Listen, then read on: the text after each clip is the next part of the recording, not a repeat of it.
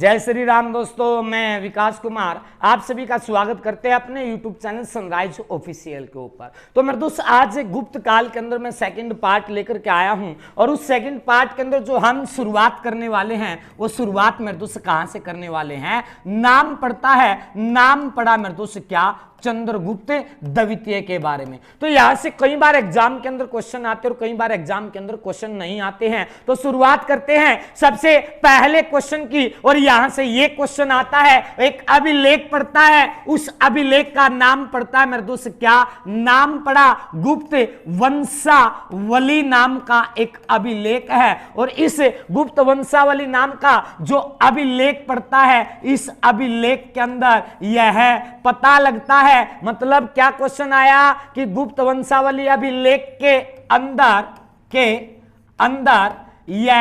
पता लगता है, यह पता लगता है कि समुद्रगुप्त के बाद जो गद्दी पर बैठा है वो गद्दी पर कौन बैठा है। तो उस व्यक्ति का जो नाम पड़ता है ना, उसका नाम मेरे दोस्त क्या पड़ा, उसका नाम पड़ता है चंद्रगुप्त द्वितीय बैठता है। तो याद इस बात ने याद रखियो कि गुप्त वंशावली नाम का एक अभिलेख था, उस अभिलेख के अंदर यह पता लगता है कि समुद्रगुप्त के बाद जो गद्दी पर बैठेगा वो गद्दी पर बैठने वाले व्यक्ति का नाम क्या पड़ता है, चंद्रगुप्त द्वितीय पड़ता है। और ये गुप्त वंशावली नाम का जो अभिलेख पड़ता है वो कहां पर पड़ता है, बिहार के अंदर पड़ता है। तो यहां से आपको यह बात भी याद रखनी है कि गुप्त वंशावली नाम का जो अभिलेख पड़ता है वो कहां पर पड़ता है, बिहार के अंदर पड़ता है। इसके बाद क्वेश्चन आता है जो ये चंद्रगुप्त जो था, यहां से शुरुआत होगा, चंद्रगुप्त द्वितीय के बारे में शुरुआत होगा। जितने भी क्वेश्चन एग्जाम के अंदर आते हैं तो ध्यान से सीखना। तो यहां से सबसे पहली बात और सबसे इंपॉर्टेंट बात क्या निकलती है कि इस चंद्रगुप्त द्वितीय ने एक स्थान पड़ता, उस स्थान का नाम पड़ता है मेहरौली। तो याद रखना, इस चंद्रगुप्त द्वितीय ने मेहरौली के लोहे स्तंभ के अंदर, मेहरौली के लोहे स्तंभ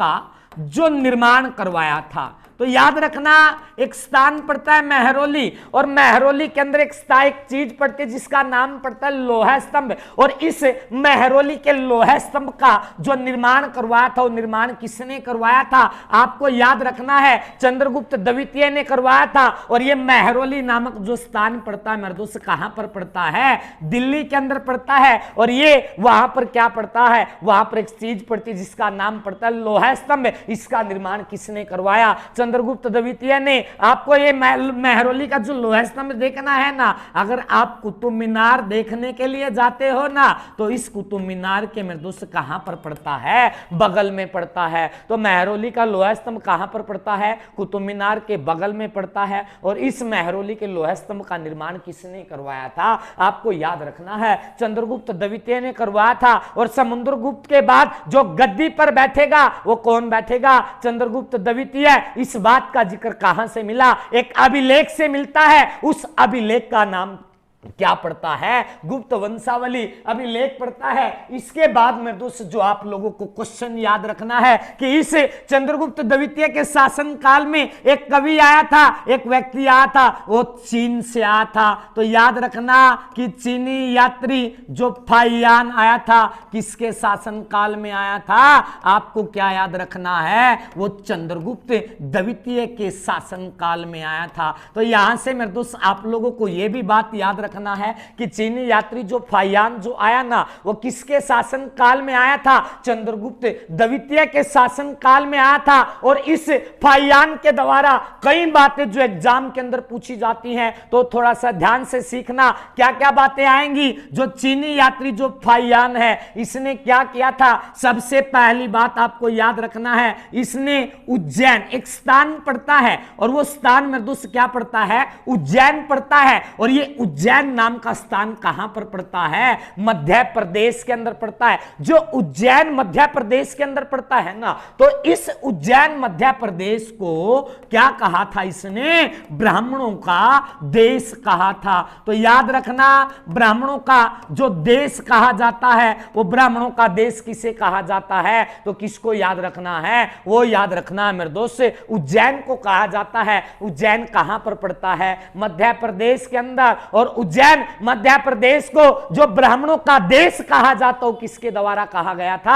आपको क्या याद रखना है? चीनी यात्री फाहियान के द्वारा कहा गया था। किसके शासन काल में आया था? चंद्रगुप्त द्वितीय के शासन काल में आया था। और इसी फाहियान के द्वारा मेरे दोस्त और क्या कहा गया था? और क्या बात आपको याद रखनी है? वो याद रखनी है कि इस चीनी यात्री फाहियान ने मेरे दोस्त बौद्ध धर्म का प्रचार भी किया था। तो यहां से इस बात को भी याद रखना, इसने क्या किया था? बौद्ध धर्म का प्रचार भी किया था। तो इस बात को भी मत भूलना कि चीनी यात्री जो फाहियान ने कौन से धर्म ना मान्य कर था? बौद्ध धर्म ना मान्य करता। बौद्ध धर्म का प्रचार किसने कराया था? चीनी यात्री फाहियान ने कराया था। इसके बाद आपको यहां से एक क्वेश्चन और याद रखना है कि चीनी यात्री जो फाहियान जो है ना, इसने अपनी किताब के अंदर, इस चीनी यात्री फाहियान ने अपनी किताब के अंदर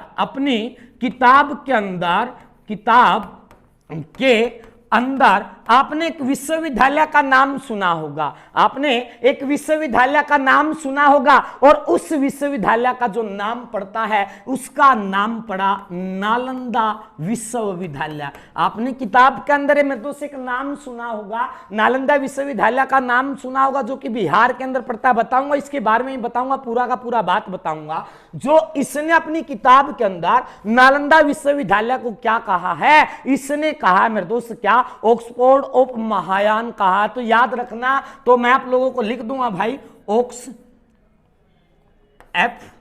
FORD, ऑक्सफोर्ड ऑफ महायान कहा है। तो याद रखना, ऑक्सफोर्ड ऑफ महायान किसे कहा गया है? नालंदा विश्वविद्यालय को कहा गया है। ये किसके द्वारा कहा गया है? चीनी यात्री फाहियान के द्वारा कहा गया है। किसको? नालंदा विश्वविद्यालय को कहा गया है। और किसके शासन काल में आया था? चंद्रगुप्त द्वितीय के शासन काल में आया था। और जो ये चंद्रगुप्त द्वितीय के शासन काल में आया ना, ये व्यक्ति वापिस कहां से गया था? तो याद रखना, आया तो इसके शासन काल में था, लेकिन गया कहां से था? आपको याद रखना है, पाटलिपुत्र से वापिस गया था। तो पाटलिपुत्र से मेरे दोस्त कहां पर गया था? ये वापिस गया था, जहां से ये आया था ना, वहां पर मेरे दोस्त ये क्या गया था? वापिस गया था। तो मैंने आपको चीनी यात्री फाहियान के बारे में कई बातें बताई। पहली बात क्या बताया मैंने आप लोगों को? ये बताया कि जो चीनी यात्री जो फाहियान था ना, इसने उज्जैन मध्य प्रदेश को ब्राह्मणों का देश बताया था। दूसरी बात के अंदर आप लोगों को मैंने बताया कि ये चीनी यात्री जो फाहियान जो था, इसने क्या कहा? इसने बौद्ध धर्म का प्रचार किया। तीसरी बात में इसने क्या किया? नालंदा विश्वविद्यालय कहां पर पड़ता है? बिहार के अंदर। और उस नालंदा विश्वविद्यालय को क्या कहा? ऑक्सफोर्ड ऑफ महायान कहा। किसको? उस विश्वविद्यालय को कहा। और लास्ट की बात मैंने आप लोगों को क्या बताया? जो चीनी यात्री जो फाहियान जो था ना, ये कहां से वापिस गया था? पाटलिपुत्र से गया था। वर्तमान में उसका नाम क्या पड़ता है? पटना पड़ता, जो कि कहां पर पड़ता है? बिहार के अंदर पड़ता है। इसके बाद क्वेश्चन एग्जाम के अंदर क्या आता है?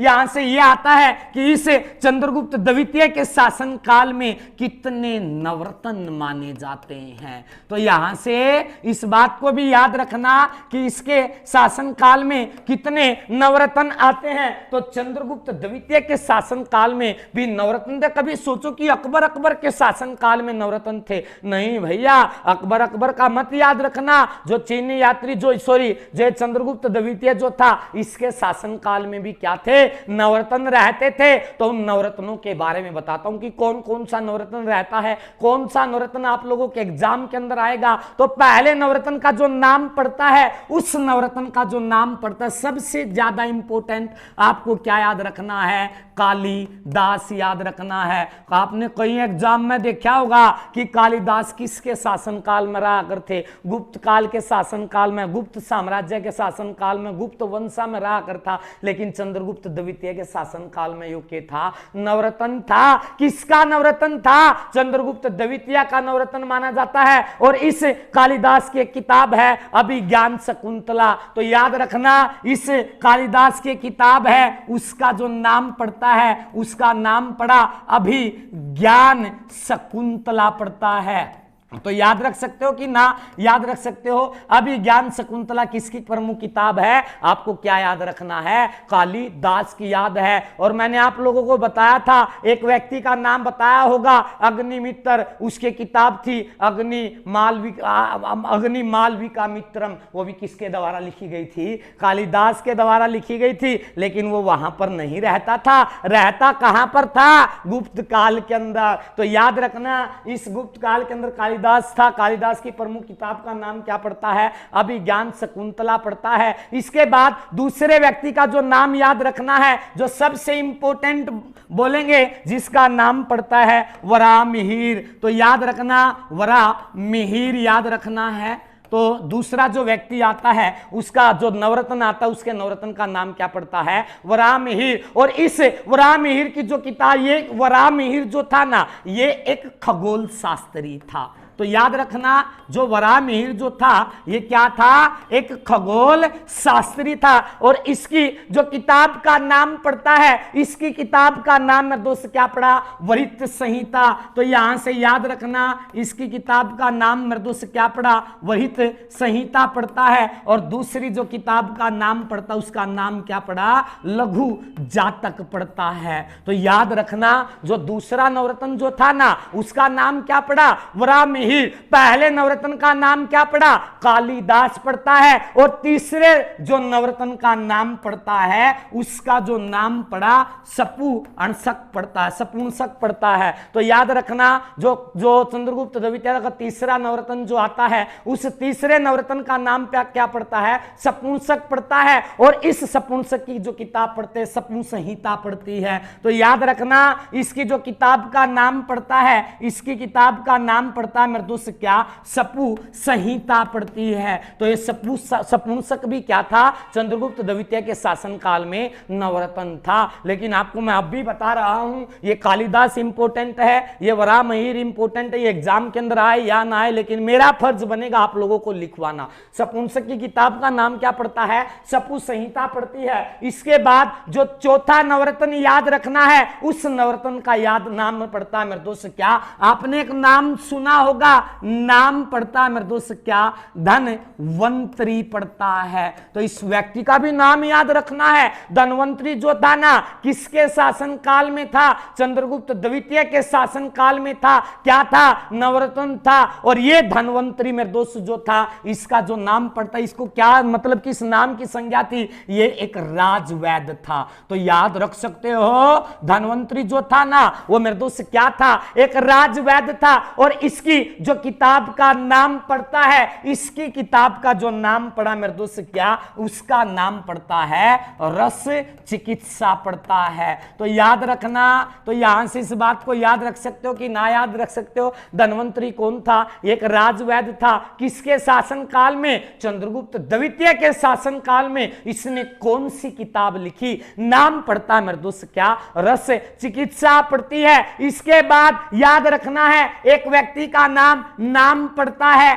अमर सिंह। तो याद रखना, यह भी मेरे दोस्त क्या था? चंद्रगुप्त द्वितीय के शासन काल में नवरत्न था। इसके बाद ये छठा आता है, छठे, ये कौन सा? ये 5वें नंबर का था। इसके बाद आपको कौन सा याद रखना है? छठे नंबर का जो नवरत्न था, उसका नाम मेरे दोस्त क्या पड़ा? उसका नाम पड़ता है शंकु पड़ता है। तो शंकु जो था ना, यह भी मेरे दोस्त क्या था? चंद्रगुप्त द्वितीय के शासन काल में एक नवरत्न था। इसके बाद 7वें नवरत्न का जो नाम लिखना है, उसका नाम पड़ता है वेताल भट्ट पड़ता है। तो याद रखना, जो चंद्रगुप्त द्वितीय के शासन काल में 7वां नवरत्न था, उस 7वें नवरत्न का नाम क्या पड़ा? वेताल भट्ट पड़ता है। इसके बाद जो 8वां नवरत्न था, उस 8वें नवरत्न का नाम क्या पड़ता है? उसका नाम पड़ता है मेरे दोस्त क्या?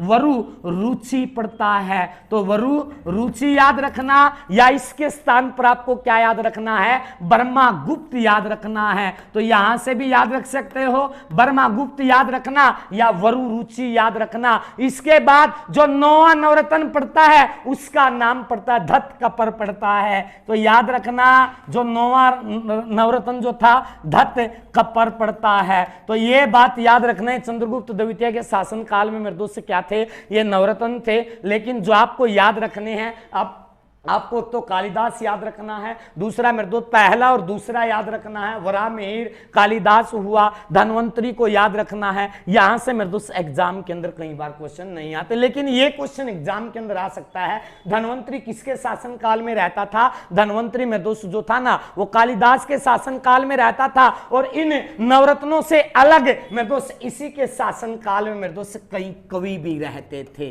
तो याद रखना, इसी चंद्रगुप्त द्वितीय के शासन काल में नवरत्नों से अलग मेरे दोस्त क्या कवि भी रहते थे। सबसे पहला जो कवि आता है उस कवि का जो नाम पड़ता है परवरसेन नाम का एक कवि था। और जो परवरसेन नाम का जो एक कवि था किसके शासन काल में रहता था? जो परवरसेन जो था ना ये चंद्रगुप्त द्वितीय के शासन काल में रहता था। तो याद रखना, जो परवरसेन जो था ये किसके शासन काल में रहता था? जो कि एक कवि था, वो रहता था चंद्रगुप्त द्वितीय के शासन काल में, और इसने एक किताब की रचना किया। उस किताब का नाम क्या पड़ता है? सेतु बंधु नामक एक किताब की रचना किया था। तो याद रख सकते हो, सेतु बंधु नामक एक किताब की रचना किया। और सेतु बंधु नामक जो किताब की रचना किया वो किसने किया? परवरसेन ने किया था। और इस किताब के अंदर यह बताया गया है कि राजा और प्रजा क्या है? समान है। जो सेतु बंधु नामक जो किताब है ना, इस किताब के अंदर यह बताया गया है कि जो एक तो राजा होता है और दूसरी मर्दूस क्या होती है? प्रजा जो होती है ना वो क्या होती है? समान होती है। तो याद रखना, जो ये परवरसेन नाम का जो व्यक्ति था इसने किताब लिखी, उस किताब का नाम मर्दूस क्या पड़ता है? उस किताब का नाम पड़ा सेतु बंधु नामक की किताब थी। और इस किताब के अंदर यह बताया गया है कि राजा और प्रजा मर्दूस क्या होती है? समान होती है। इसके बाद जो दूसरा व्यक्ति आता है उसका नाम पड़ता है मर्दूस क्या? आपने बहुत बार सुना होगा आर्यभट्ट के बारे में कि आर्यभट्ट ने मर्दूस के करी थी, जीरो की खोज करी थी। यह चीज तो हमने सुन रखी है, लेकिन आर्यभट्ट जो था ना ये एक कवि भी था, और इस आर्यभट्ट ने एक किताब की रचना करी थी। उस किताब का नाम क्या पड़ा है? उस किताब का नाम पड़ता है मर्दूस के सूर्य सिद्धांत नामक एक किताब की जो रचना किया। जो सूर्य सिद्धांत नामक जो किताब की रचना करी वह किसने करी रहे? आर्यभट्ट ने करी। आर्यभट्ट तो और चीज आओ तो नू पूछ लो क्या कराया था? जीरो की खोज करी थी। इसके बाद आपको याद रखना है मेरे दोस्त, जो आपको नाम याद रखना है, आपने एक नाम सुना होगा, नाम पड़ता है विष्णु शर्मा। ये नाम सुना है कि ना सुना? विष्णु शर्मा का। इस विष्णु शर्मा ने, ये भी एक कवि था, इसने किताब की रचना किया था। उस किताब का नाम क्या पड़ता है? बहुत बार एग्जाम में आया विष्णु शर्मा की किताब, और मुझे पूछा है सिद्धम सिद्ध विष्णु शर्मा ने कौन सी किताब लिखी थी? यह बात याद रखियो रा, कौन सी? पंचतंत्र की। जो पंचतंत्र की रचना करी थी किसने करी थी? विष्णु शर्मा ने करी थी। इसके बाद आपको याद रखना मेरे दोस्त क्या? सबसे पॉपुलर नाम जो आता है, नाम पड़ता है मेरे दोस्त, इस विशाखत की जो किताब का जो नाम पड़ता है ना उसका नाम पड़ता है मेरे दोस्त क्या? मुद्रा राक्षस पड़ता। तो याद रख लियो, इस विशाखदत्त की किताब का नाम क्या पड़ा है? मुद्रा राक्षस पड़ा है। कदे को ऐसा मुर्दा राक्षस लिख लो, मुर्दा राक्षस ना लिखियो, मुद्रा राक्षस वो मुद्रा राक्षस लिख लियो। इसके बाद जो दूसरी किताब पड़ती है, इसकी दूसरी किताब का नाम मेरे दोस्त क्या पड़ता है? अभिसारिका पड़ता है। तो ये भी याद रखना, अभिसारिका जो किताब है वो किसकी किताब पड़ती है? वो आपको क्या याद रखना है? विशाखदत्त की। मुद्रा राक्षस किसकी किताब है? वो भी आपको याद किसका रखना है भाई? वो रखना है विशाखदत्त को। विष्णु शर्मा की किताब का नाम क्या पड़ता है? पंचतंत्र पड़ता है। इसके बाद एक व्यक्ति आता है, उसका नाम पड़ता है मेरे दोस्त क्या? शूद्रक।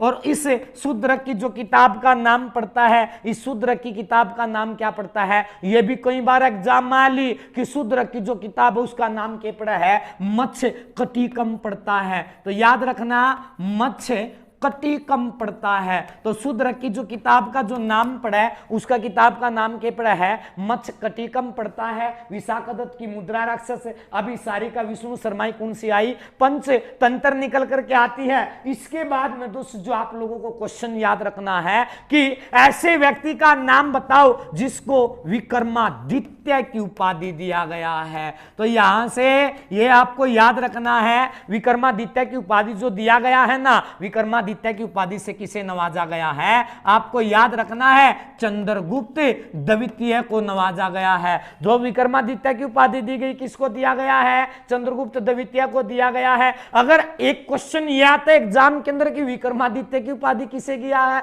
चंद्रगुप्त द्वितीय को दिया गया है। दूसरी बात अगर आपको याद आती है वो क्या याद आती है कि अंतिम विक्रमादित्य की उपाधि, अंतिम विक्रमादित्य की उपाधि से जो नवाजा गया है, जो अंतिम विक्रमादित्य की उपाधि से जो नवाजा गया है ना, वो किसे नवाजा गया है? तो आपको याद रखना मेरे दोस्त एक नाम आता है हेमचंद्र का। देखो यो क्वेश्चन भी इंपॉर्टेंट है, नू पूछेगा अंतिम विक्रमादित्य की उपाधि किसे दी गई है? हेमचंद्र को। खाली विक्रमादित्य की उपाधि किसे दिया गया है? फिर आपको क्या याद रखना है? चंद्रगुप्त द्वितीय को याद रखना है। इसके बाद चंद्रगुप्त द्वितीय के बाद जो गुप्त काल की गद्दी पर बैठेगा उस व्यक्ति का जो नाम पड़ता है उसका नाम पड़ा मेरे दोस्त क्या? कुमार गुप्त पड़ता है। तो यहां से कुमार गुप्त के बारे में याद रखना कि को अब इसने गद्दी पर बैठेगा कि ये क्या क्या करेगा, क्या क्या ना करेगा। सबसे पहली बात याद आती है कि इस कुमार गुप्त का जो दूसरा नाम पड़ता है, तो यहां से इसका जो दूसरा नाम पड़ता है ना, इसको मतलब इसका उपनाम जो पड़ता है इसको किस नाम से जानते हैं? तो आपको याद रखना मेरे दोस्त क्या? महेंद्रा द्वितीय के नाम से जाना जाता है। तो यह बात याद रख सकते हो। ऐसे व्यक्ति का नाम बताओ गुप्त काल के अंदर जिसको महेंद्रा द्वितीय के नाम से जानते हैं। तो महेंद्रा द्वितीय के नाम से किसे जानते हैं? कुमार गुप्त को। और किसके बाद गद्दी पर बैठा था? आपको याद रखना चंद्रगुप्त द्वितीय के बाद यह गद्दी पर बैठा था। और इस कुमार गुप्त ने क्या किया था? याद रखना, इसने एक सिक्का चलाया और उस पर मेरे दोस्त क्या चलाया? मयूर की आकृति का एक सिक्का चलाया,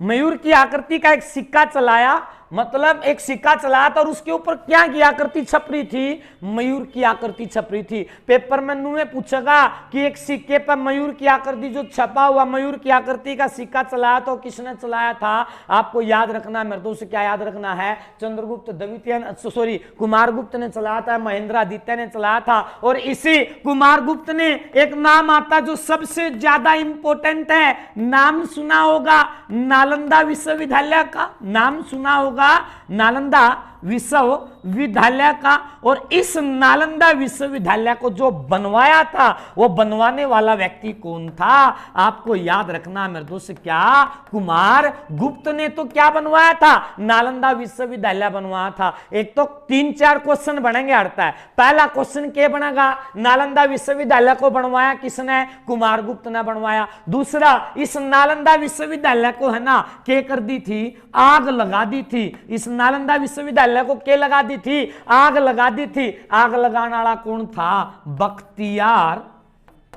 बख्तियार खिलजी था। तो इस बात में याद रख लोगे, बख्तियार खिलजी ने तो क्या कर दी? आग लगा दी। बनाया किसने? कुमार गुप्त ने। लेकिन इसका बिहार गवर्नमेंट ने क्या किया? बाद में फिर बिहार गवर्नमेंट ने क्यों सोचा क्यों नहीं नालंदा विश्वविद्यालय का हम क्या करवाने लग जा, दोबारा पुनः निर्माण करवाने लग जा। और जो पुनः निर्माण जो करवाया ना, और जो उसका मतलब बिहार गवर्नमेंट ने क्या कर दिया? इसका पूरा पुनः निर्माण करना चालू कर दिया। और पुनः निर्माण जो करा ना वो नंदन नीलकणी की सहायता करा था। तो इस बात में याद रखियो, जो नालंदा विश्वविद्यालय है, इस नालंदा विश्वविद्यालय का जो पुनः निर्माण जो करा था वो पुनः निर्माण मेरे दोस्त वो किसने करा? बिहार गवर्नमेंट ने करा। यह बात याद रखियो, नालंदा विश्वविद्यालय का पुनः निर्माण किसने करा? बिहार गवर्नमेंट ने करा। और किसकी मदद से करा था? वो याद रखना है नंदन नीलकणी की सहायता से।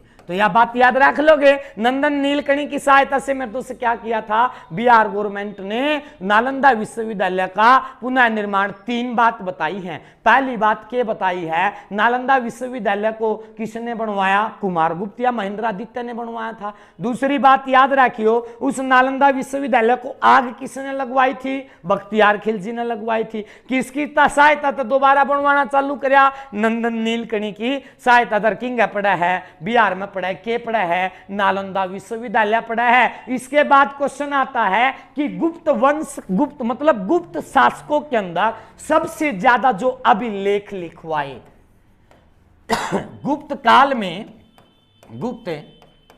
काल में सबसे ज्यादा अभिलेख, लो ज्यादा अभिलेख लिख दूंगा भाई, ज्यादा अभिलेख गुप्त काल के अंदर सबसे ज्यादा अभिलेख जो बनवाए किसने बनवाए भाई, कुमारगुप्त या कुमारगुप्त के द्वारा बनवाए गए थे या महेंद्रादित्य के द्वारा बनवाए गए थे। इसके बाद जो गुप्त काल की गद्दी पर बैठेगा ना, उसका नाम पड़ता है सकंद गुप्त। लो भाई, सकंद गुप्त पड़ता है। सकंद गुप्त कहां पर बैठेगा, गुप्त वंश की गद्दी पर बैठेगा। तो याद रखना, यहां से 2 से 3 बात बताऊंगा। पहली बात तो सकंद गुप्त से आपको क्या याद रखना है, इसी के शासन काल में सती प्रथा की शुरुआत हुई थी, ताकि इसी के शासन काल में सती प्रथा का शुरुआत हुआ और इसी के शासन काल में क्या हुआ था, बाल विवाह शुरू हुआ था। लो भाई, 2 बात तो मैंने आप लोगों को क्या बताया, पहली बात तो मैंने आप लोगों को यह बताया, एग्जाम के अंदर कई बार आएगा कि सती प्रथा की शुरुआत कहां पर, किसके शासन काल में हुआ, यह हुआ सकंदगुप्त के शासन काल में, या किस वंश के अंदर, किस काल के अंदर हुआ, गुप्त काल के अंदर हुआ। मतलब व्यक्ति की शासन काल किसका था, सकंदगुप्त का शासन काल था। बाल विवाह किसके शासन काल में शुरू हुआ, सकंदगुप्त के शासन काल में शुरू हुआ। किस वंश के अंदर या किस काल के अंदर शुरू हुआ, आपको याद रखना है, गुप्त काल के अंदर इसकी क्या हुआ था, शुरुआत हुआ था। इसके बाद क्वेश्चन आता है, और इसी सकंदगुप्त ने क्या करवाया था, सुदर्शन झील का पुनः निर्माण करवाया था। तो यह बात भी याद रख लियो, सुदर्शन झील का जो पुनः निर्माण करवाया था वो किसने करवाया था, सकंदगुप्त ने करवाया था। अरे यह सुदर्शन झील की पड़ा है, यह भी याद रखनी है मेरे दोस्त, किंग है, गुजरात में पड़ा है। इसके बाद याद रखना है, इस गुप्त वंश का जो अंतिम शासक पड़ता है। इसके बाद आपको क्या याद रखना है, इस गुप्त वंश का जो अंतिम शासक पड़ता है, अंतिम शासक का नाम मेरे दोस्त क्या पड़ता है, वो नाम पड़ा कुमार गुप्त पड़ता है। जो गुप्त वंश का जो अंतिम शासक जो था ना, उसका नाम पड़ा कुमार गुप्त, या इसके स्थान पर आपको क्या याद रखना है, विष्णु गुप्त को याद रखना है। तो गुप्त वंश का जो अंतिम शासक था कौन था, कुमार गुप्त या विष्णु गुप्त था। तो आज की क्लास के अंदर मेरे दोस्त इतना ही। अगर आपको ऐसी वीडियो अच्छी लगती है तो हमारी वीडियो को लाइक करें, शेयर करें, सब्सक्राइब करें। धन्यवाद दोस्तों, जय हिंद।